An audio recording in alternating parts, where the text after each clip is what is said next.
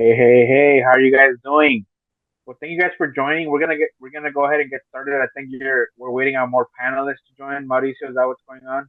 So you guys know the routine. We definitely want, the ones that I'm seeing right now have their cameras on, except Mr. Bunker Rudy. But I definitely want to hear some of the wins that you guys had since last week. One of the things that we're gonna be talking about today is, you know, obstacles in the printing industry, how to navigate obstacles, as well as social media, getting, working on reviews to help you with your business during these obstacles.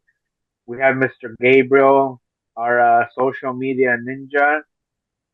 So I'm gonna put you on the spot, Gabriel. What's a big win, personal win, or a win that you've had since last week, or just in general? Well, actually, it's going to be about your topic today. We just got two great reviews. Oh, really? Yeah. Nice, Mr. Kenny. Nice to see you.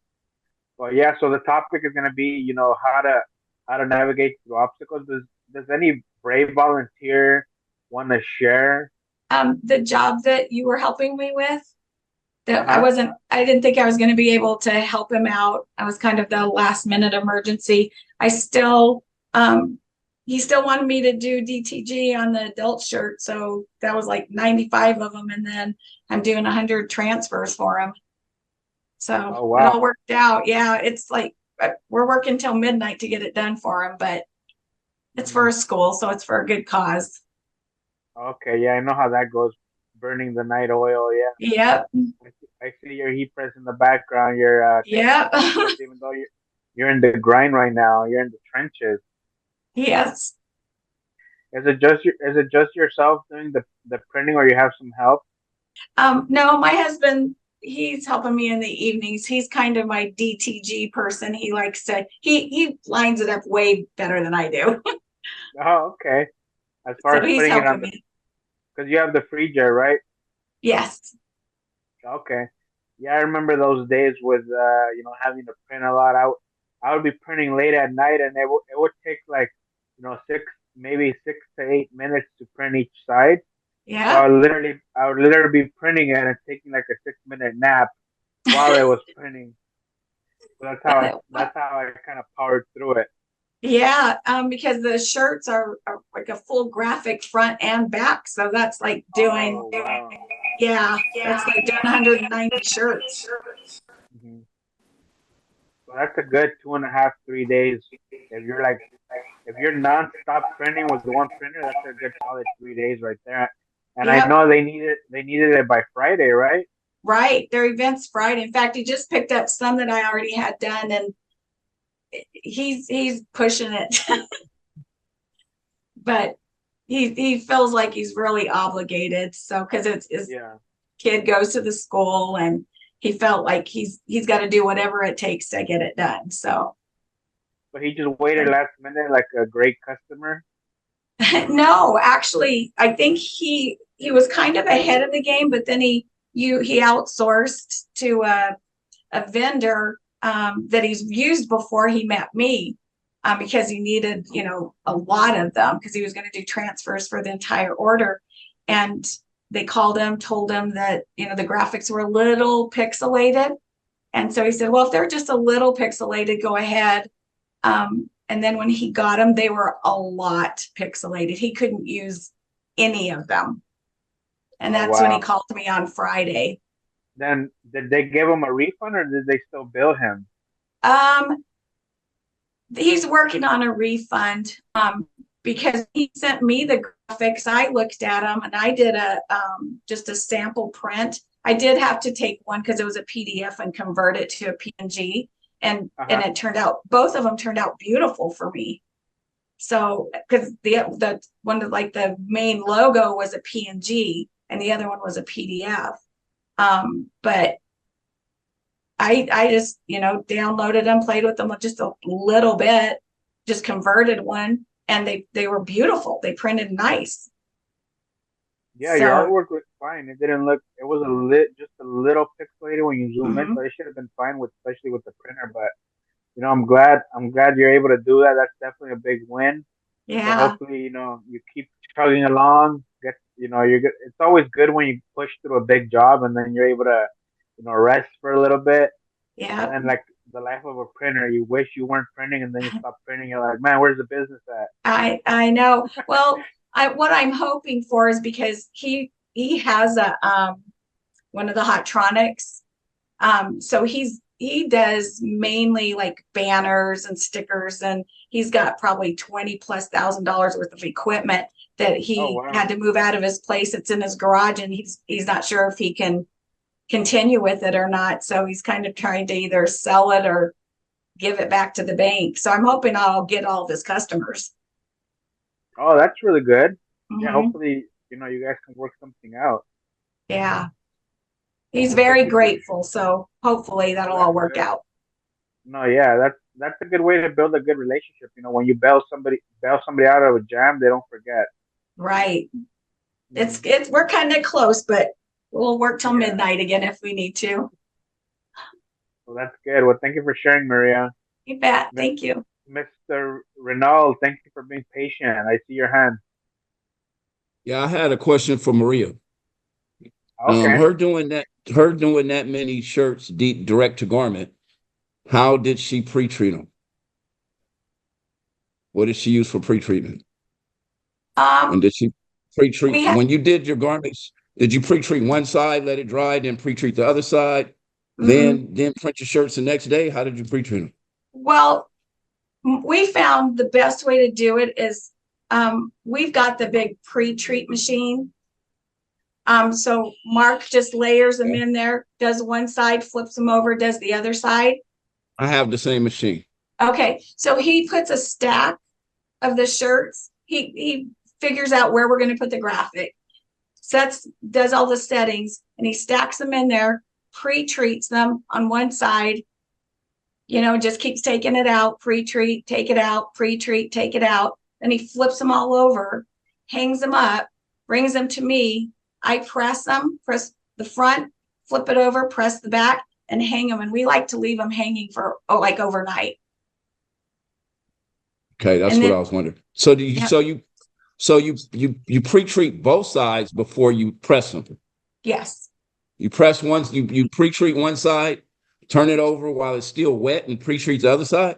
yep, Oh, I didn't know we could do that. I thought we had to press it, then pre-treat the other side. You do it while it's wet still.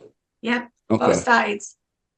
Because then Okay. you're, yeah, because if you pre-treated one side, dried it, and then pre-treated again, you're still going to get that moisture. So you're still going to have to press both sides again. Right. Right. So do you just when you press it, you put it in the sleeve? I mean, the thing where I you only thread press in it. one part of the shirt, you thread it. Mm-hmm. Yeah, You thread each each side side. and press it. Mm-hmm. Exactly. How long you think you dry it for? I'm sorry. How long you how long you think you press dry it for? 20 Um, seconds? I followed the guideline. I think we pressed it for 45 seconds, 5 and seconds. Okay. I think the pressure was like around. It's between 4 and 7 because it says to press it like 20 seconds 2 or 3 times. So we found that 45 seconds on each side works really well. But we have which heat press do you have? Hydronics. Okay, that's the one I have. Yeah, I had the same one. Yeah. It works Yeah. out great if you do that. Yeah, I could do both sides at the same time. You know Mhm. that. But what I'm understanding correctly, I'll try that. you're not pressing both sides stacked up. You're threading one side and then threading the other, right? Yes. Okay. Yeah, that's the thing. You could always experiment different ways to go ahead and do it. I don't think we ever did that. One of the things that we did do was that if you and this is if you're in a bind, right? Especially if you're like printing a lot, or if you're pre-treating and printing, you can literally be pre-printing or pre-treating, and then as your shirt comes out of the pre-jet, you just press it for maybe 5 seconds just so the ink can dry a little, and then you just kind of stack them up one on top of the other, and then you finish pressing them later on. That's if you're trying to pre-treat and print at the same time. That's if you have one heat press. Ideally, I would recommend having two heat presses if you have one free jet. Yeah, well, thank you for sharing that. That's always good. Mr. Victor Rubio, how are you? I told you missed it. We cracked the whip on Mauricio, or not on Mauricio, on Gabriel for not having the music on last week for you, and then he's turning off his camera because he doesn't want to like make direct eye contact with you because that's how embarrassed he feels. But Mr. Mauricio, can you give Mr. Victor a little music spotlight? Oh yeah. Nice. I like that. How's everybody doing? Sorry I was late. I was on another call right before. No, we understand. Yeah. So any big wins you've had since last week, Victor? Um, You always no, have some good stuff. just I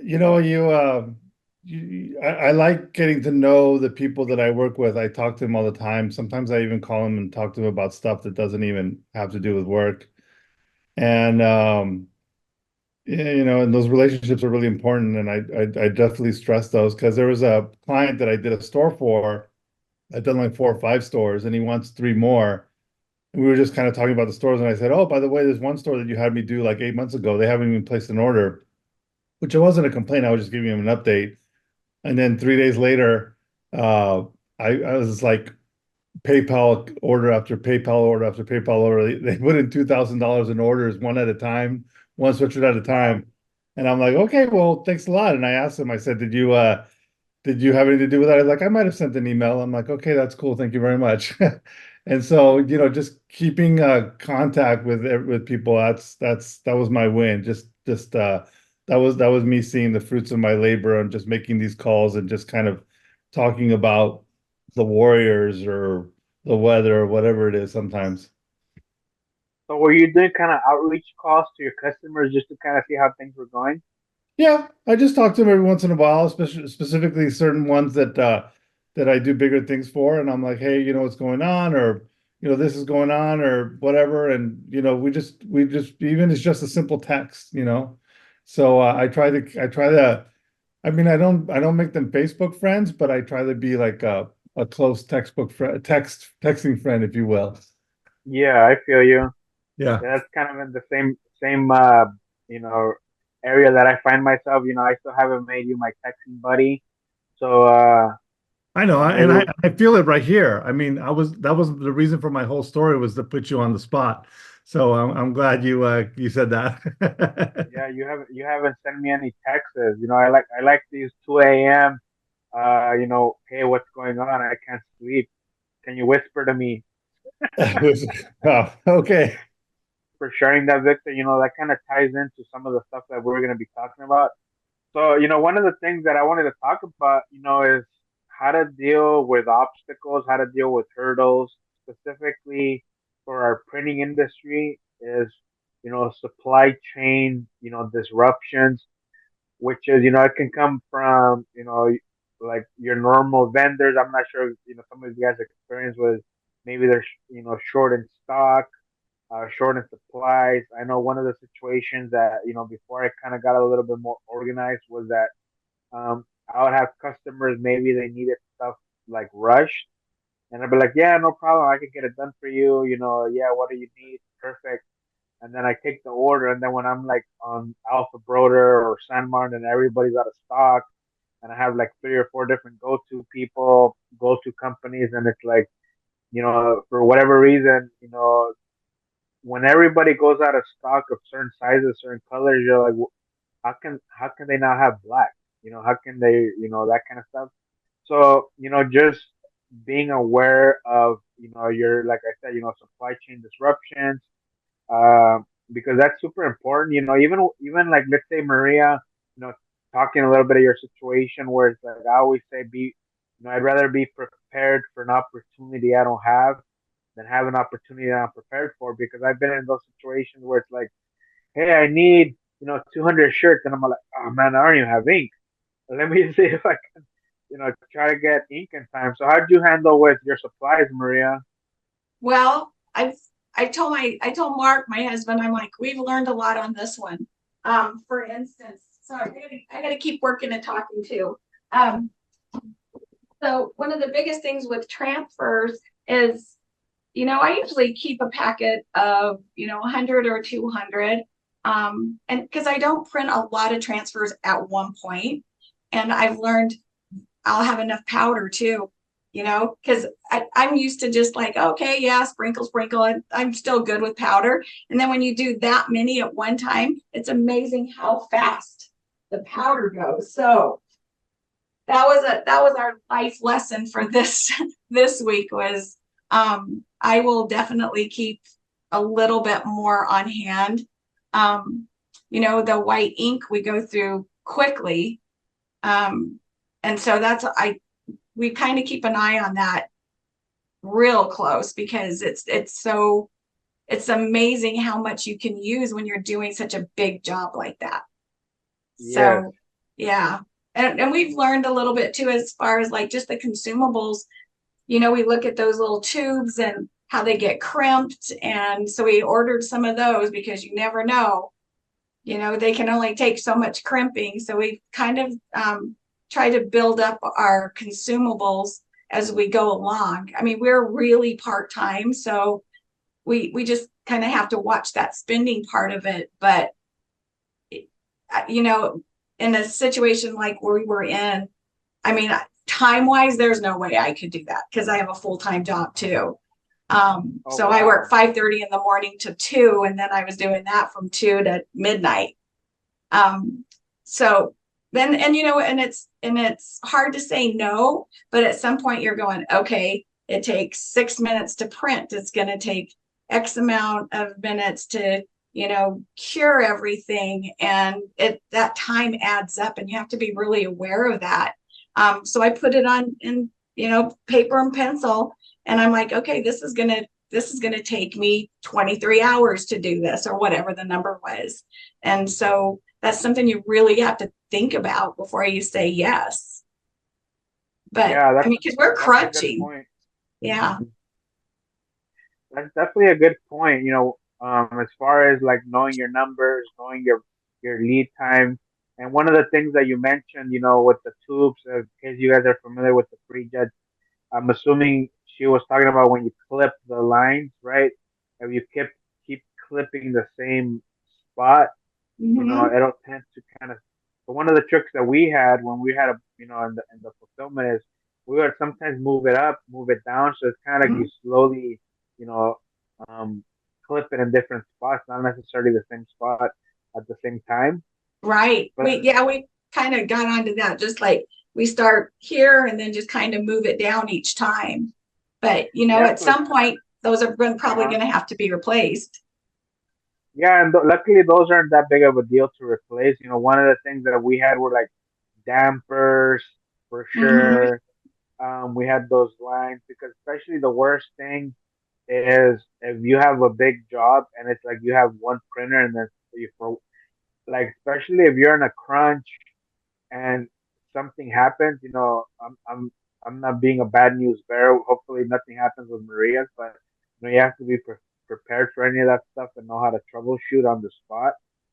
So, and then one of the things she mentioned is, knowing your lead time because, you can have all the inventory, but if you don't calculate how long it's gonna take, then you're gonna put yourself in a bad spot where it's either, some of you guys that are know like missing a deadline is really the fastest way to lose a customer. If you miss a deadline, that puts you in a bad spot. If you have these good relationships like Victor, has and he talks about these customers, then if you know that you're gonna have any issues, this is where the communication is like talking to your customers and be like, hey, you know what? It's going to take us an extra day, or we can do partial delivery, as long as you're proactive with what's going on. Because the last thing you want to do is they're expecting stuff on a Friday, and here comes Friday, and then you're going to give them bad news on a Friday. That's like, I'm using Friday because that's when your orders due, Mm-hmm. Maria. So the last thing you want to do is give somebody bad news on a Friday. Right. Yeah, and I mean, and he takes ownership of, everything that happened, and he's like desperate to get this done. He says, I can't disappoint my kid. And I'm like, I get it, but here's what we can do for you. And we're going to be pushing it to do that much. And he's grateful. So that's always nice, but it's knowing your limitations too. Cause I want to do it on and then Mark's like, we can't. And then you really put it on paper, and then you can see it, and be realistic about it. Yeah, especially with your equipment, realistically how long it's gonna take to print. And then Mhm. I see in the background you have one heat press. So I'm thinking this is where it's like you've come to the realization that the next step is probably a second heat press. Yes. Yep. Yeah, we've already been looking, and I want to get the one that does the tags. It has the platen for the shirt and the tags. Okay, yeah, those are cool. Yeah. So, because I've got the little the hat press. That was before all of the really nice ones came out, but I don't use that one as often. I use them for left chest logos sometimes, because it just makes it really easy. But yeah, we're like really getting our money's worth out of this one tonight. I wish and Mark, we were talking, I'm like, if I had a heat press, we could have had this done. Yeah. The whole order done. So are you finding that you're not having the second heat press, that's your bottleneck? You're not like baking them fast enough? Yeah, because and since I was doing both the DTG and the transfers, I could have been doing, while he was pre-treating and pressing, I could have been continuing to do my transfers. So, well, that's good. That's good to be in that kind of situation, especially for some of you guys that might be part-time. I commend you, Maria. I've never was in that situation where I was like, working full time and then having to grind it out, after the job. So hopefully this, like the positive thing that might come out of this is like, if your goal is to fire your boss, right, and become your own boss, this might show you the way where it's like, man, I can actually, if I keep getting these kind of orders, I can see myself doing this full time. yeah, Is that kind of what your goal is? Yeah, that's what Mark, see, initially Mark wanted to get into this because this was going to be his retirement job.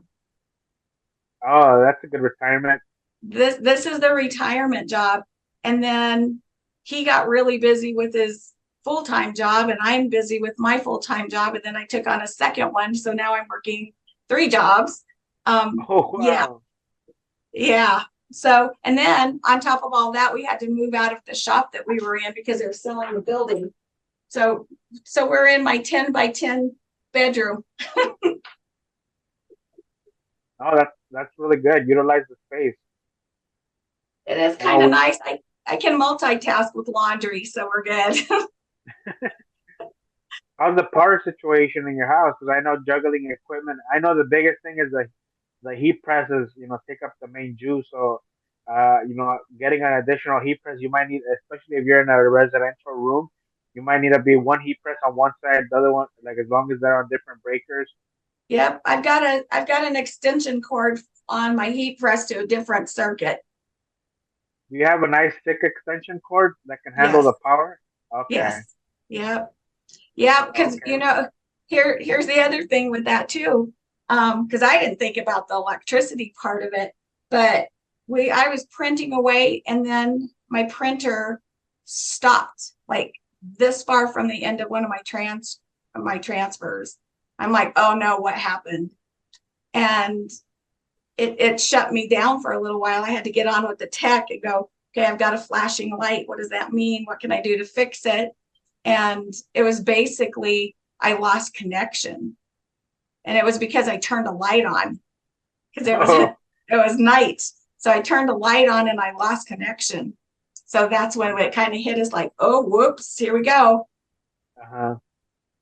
So, Yeah, but well, we worked through that, so that was good. no, that's really good. Victor put in the chat that getting his second heat press was kind of like the biggest step that he made in efficiency. So Mhm. I commend you, Maria. 2 jobs plus printing. So hopefully you can see this where like okay, like what did you give yourself a goal for this year as far as like by this time this year I maybe want to be uh part time on my job, or have you given yourself a goal as far as like when to be full time on your printing business? We talked about that because we started off, like I said, just kind of doing it part-time. And then as we've kind of done a little bit of market research around our area, there's not a lot of print shops around here. And I know a lot of people order, from different areas outside of Colorado. And we've learned that a lot of people want local businesses doing their stuff. That's part of their gig. Um, and so one of the things that we thought about was, because we actually thought about selling like the equipment and getting out of it, but we really enjoy it.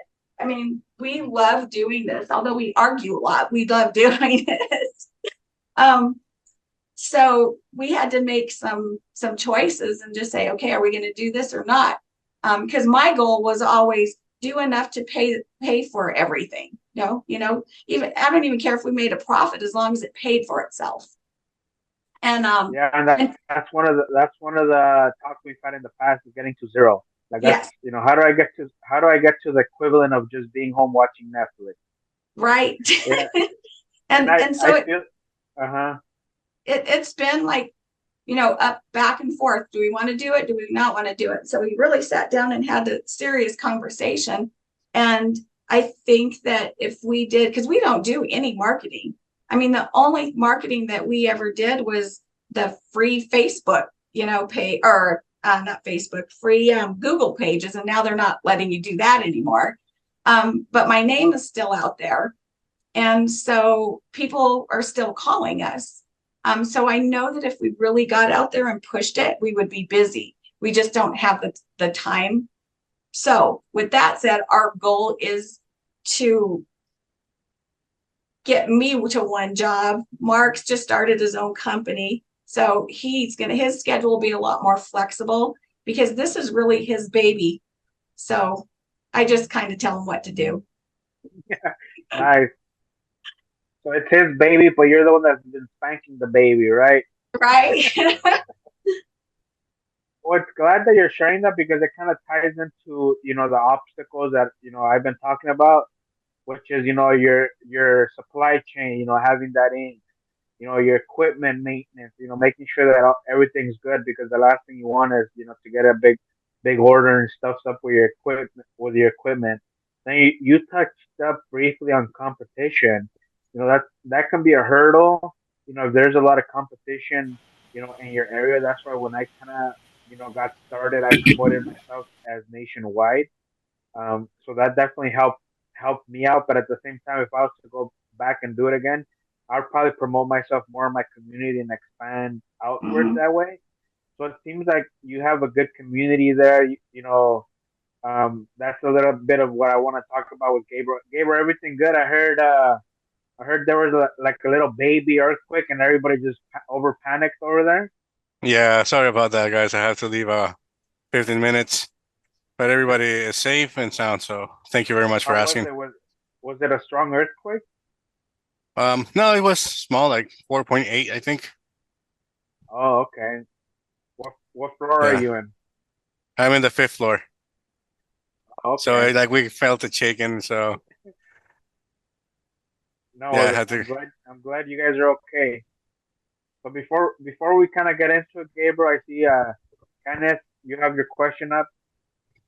Yeah, that happened to me. I was in the middle of printing a shirt, and it made the first pass over the white, and then it came back, and it stopped in the middle of printing the color. Oh, okay. So I got out of that and I put another image up and it printed. So I don't know why I'm having trouble with that particular design. So is it that design that it does that for that design? Yes. Oh, that's weird. And you put another design and it works fine. Yes. Oh yeah, that's definitely weird. I would try like closing the file and opening it back up. Um, so I'm not sure. Like I've experienced that situation before when we were printing where I would like, print and then I would come back and maybe stop halfway, and we got pretty skilled at how to recover, from that. So I see Maria has her hand up. Maybe she's dealt with something like that before. And No, this or this you is have a second question? I this the have a second different. time it happened It's the second time, Kenneth. on that same design. Hey, Kenneth, Yes. do you have a lot of other files open at the same time at that computer? No. Okay, because have you tried restarting your computer and then retrying the reprint? Well, it stopped in the middle, and I turned the printer off, and it went back to base, and it's So, a so wasted there's shirt. so two things happen when I remember when that happens to me. There's two reasons why. One is I have too many files open and there's not enough RAM on the computer, so I restart the computer. The Okay. second thing is when it stops, is the print head off the pump tray. Yes. So what I do is I manually push the print head out and then I do function standby and then it'll reset it and then continue. Sometimes it gets stuck in I need to do that auto head clean thing that it does every once in a while. Yes. So what I do is I just push it out about 3 inches and then I do the function standby and then it'll slowly come back in and then it'll do its swiping left and right again and then it'll start again. Okay. I'll try that. Okay. Did you have any lights blinking? Did you have the error light blinking? Yes, I did. Okay, so their OmniTech helped me through that. So basically, what had happened is when I lost connection, it it's it's got like a printer memory. So the way she explained it to me, it was like a paper jam, if you will. Okay. So there is a process that you can do to clear that. And we had to do it a couple of times, but one of the really important things was to close all of your windows, like Victor said, close all of any other graphic that you have open, close the RIP, and then make sure that your computer has all the Windows updates. And then we shut everything down. I did a restart on my computer, then we turned everything on and it cleared it because it's like it has a memory. Mhm. So it Right. might be glitching out on you. Okay. So who do I talk to and what do I do in case my it need upgrading? Like as far as your computer. I guess the program, I don't know. No, the RIP doesn't need upgrading. It's your So Windows. yeah, you can start by just restarting your computer, like Right. how Maria and Victor mentioned. So you can restart there, and then if it does what it's doing, try what Victor mentioned as far as like just gently moving it a little. So because one of the things like when it would stop for us and it would have like all I would have to do is hit the feeding button once and I would kind of do its thing, go back, then hit it again, then it would pick up after the second time. But if after the second time you hit the feeding button and it doesn't go, then it's not gonna go. That's at least for us, with all the printers that we had, that just was the pattern for those. It took tapping the feeding button. You have to hit it once, let it do its thing, and then hit it again. Don't try to just hit it 2 times at once because you'll probably error it out. Okay. Yeah, so definitely, that's good. Just you play around with it, and you'll notice the good thing about those machines is that for the most part, they're gonna give you. It's gonna do the same thing. It's not like if it does one thing, it's not like it's, at least for myself, we had like 12 of them printing nonstop. They're all gonna do the same thing. So as you'll get familiar with, like, it's kind of like how to nudge them, and how to move up and stuff like that. So it's not like you're gonna be constantly being surprised with different errors. It's pretty much the same stuff, and then as you use it more, you'll get familiar with it. But with the Okay. time that we have left, I wanted to, pick Gabriel's mind, because it kind of, what you were talking about, Candice, and I see you're still, if you don't mind muting yourself, uh, that way we don't hear you say bad stuff about Gabriel. Um, but yeah, kind of what you were saying, Candace, it kind of ties into, almost like customer retention, because, you want to make sure that you have good quality products. And it's always, especially, let's say tying it all like Maria, she's just chugging along. And if something was to happen with a printer, she already has experience with it. The main thing is the quality and so forth. And kind of picking up on what Maria was saying, Gabriel, one of the things that, she was talking about is like, she's found that, with the little advertising or the little promotion they've done, they've been getting business. But one of the biggest things that, I wanted to talk about is, the getting those good reviews. What would you say, Gabriel, is the best platform to start? Because I know back in the day, everybody would be all about Yelp, right? But now everything I do is Google driven. Like literally anywhere that I want to go, I have my maps open, my Google Maps, and then I search within the maps. Then I can see the reviews. So, what would you say would be like the best platform to focus on, or can you focus on multiples at the same time? Definitely. And that's actually a great question. So first, before answering that question, it's important that we mention, like you said, that we understand what's the importance of getting these reviews, and especially when they're good reviews, because a good review means that, they're not just giving us feedback, but they're also building trustability in our brand. And what does this mean is that when people are researching you, they will find you on whatever platform they visit the most. In this case, it can be either Facebook or Google. I would say they are the most popular ones where they can actually find reviews. In this case, I would like to highlight that it's important to always have a list of your links so you can easily provide to those clients that you know that you can get some good reviews so you can actually start positioning yourself better. That's a good point, to have your links organized, right? So that way you can like you said, position yourself better. And one of the things that I've seen different businesses do, and you can tell me what you think would be best, Gabriel. I've seen companies where it's like, hey, if you leave us a review, you get maybe 5 to 10% off your next order, right, by leaving us a review. Which that could be one strategy. I know one of the things, probably if I was to go back, I would focus more on just asking customers, like, hey, do you mind? Here's my link. Do you mind just leaving us a review? So, what do you think would be the best for, like, let's say somebody that's starting off, that wants to build that brand? What would be the best way to do it? Definitely. So, like we were discussing, first of all, creating a positive experience to the customer, making it easier for them to be able to leave those reviews for you, like having those links ready and just sending them to them on an email.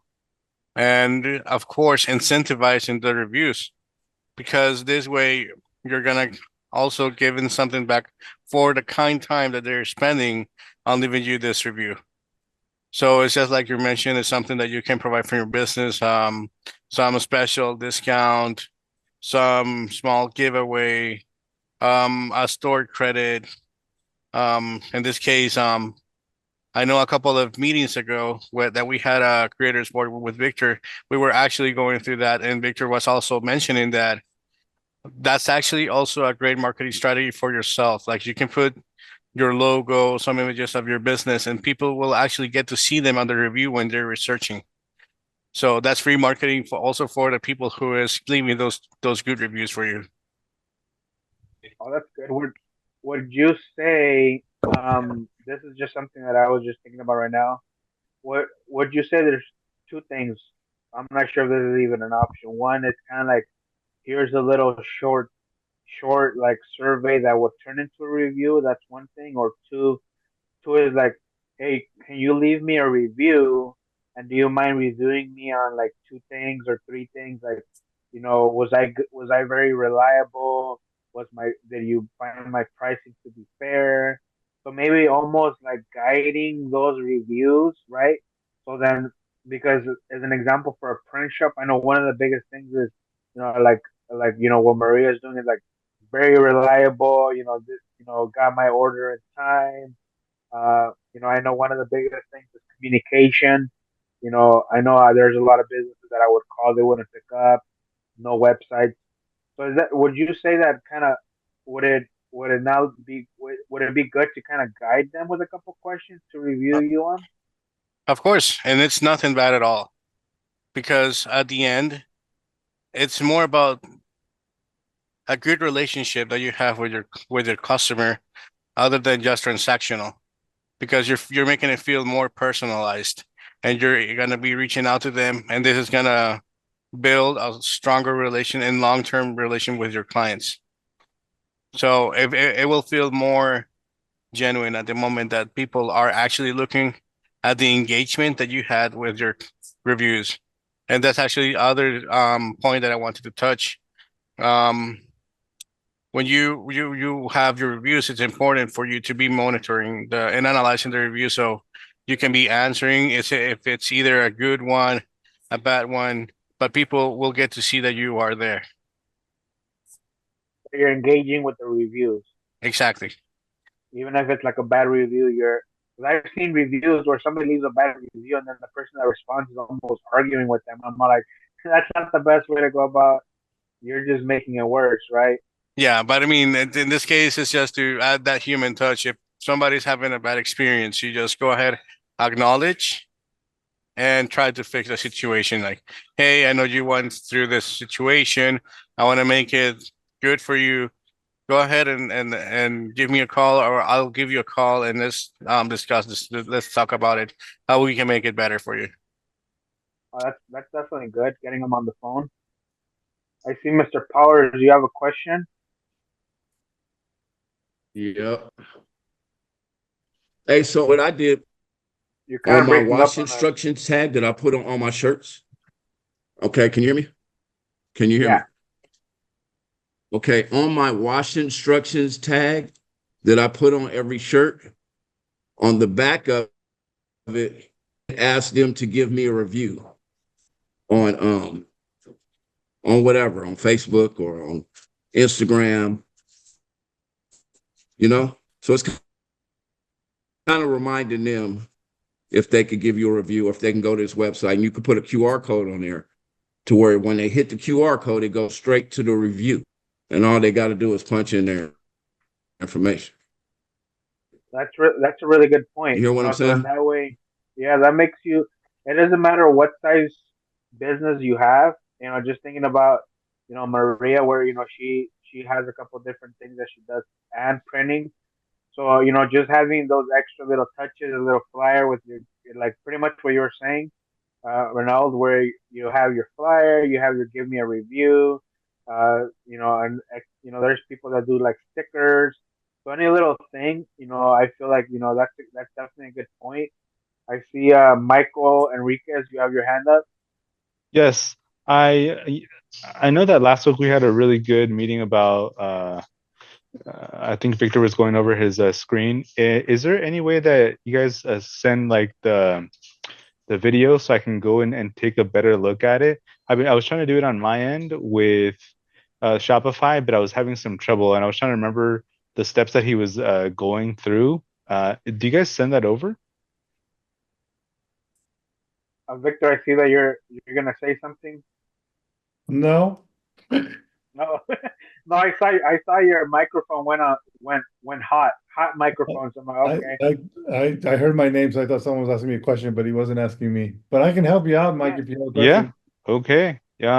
Let me start it, and then once I go in there, then I can definitely reach out to you, Victor. Okay. You have my email, right? Can I get that from you? There you go in chat. Got it. Yep. Also, Gabriel, for the recording for last week, do you mind sharing that with Victor? Then that way Victor can sell it for $9.97 Yeah. for a Yeah. with a free trial as well. Yeah. I'll A sign up. 30-day trial. Well, it's that magical time, 3 o'clock. It seems like time flies by. I definitely wanted to touch up on dealing with that, and it seems like every week there's different real world scenarios. And thank you, Maria, for being our real life scenario person. Do you have something you wanted to add? I just have a question for you. So, in the situation that I was in, does OmniPrint, do they print for outside customers or just for like fulfillment? Is that open to the general public or just your OmniPrint customers? No, you'll see me on the swap meet on the weekends, selling under the table. No, all the misprints, I take them to the swap meet and ask them for like $2. Special fading effect. That's why when Kenneth was talking about his shirt, I'm like, oh, I charge extra for those fading effects. No, I it's have just a for couple of those. it's just for our customers. Okay. Because I'm going to Yeah, keep so that in mind. If yeah, I because get, we're like, because you guys can do it a lot faster than I can with your beautiful new machines. Yeah, and then once we get to the point where you're like cranking away at it, we can get you one of those beautiful machines. Yeah, that'd be nice. That's why we're here. If you get one of these big orders and we can help you fulfill it, because there's a good order for you where you're like, man, it took me a week. It's kind of like your trade off. Like, okay, I could have had somebody else print it and maybe it would have cost me that same amount of time, but I would have had that extra week of maybe reaching out to get more business. That's kind of how you look at that trade off. Yep. Okay, well, thank you very much, everybody, Thank for you. joining. I'm not sure, Gabriel, if there's one last thing. I'm gonna let you take us home, Gabriel. All right. Well, thank you very much for the spot. Well, just remember, everybody, reviews are about giving your business trustability. And the more trustability that you actually have with your business, the more people will actually trust in your work and your products. And this means that your customers will grow with you as well. So if you ever need some help or other questions, you know where to find us. Well, thank you guys for joining us. I definitely appreciate all you guys, and we'll see you next week. Bye.